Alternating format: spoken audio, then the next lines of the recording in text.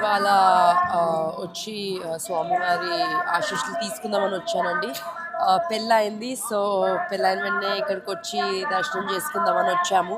చాలా బాగా జరిగింది.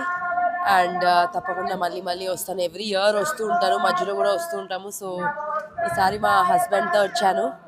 సో ఇంకా ఎన్నోసార్లు వస్తూ ఉంటాను. దేవుడు ఆశీస్సులు ఎప్పుడు ఉండాలని నేను కోరుకుంటున్నాను. గుడికి అన్న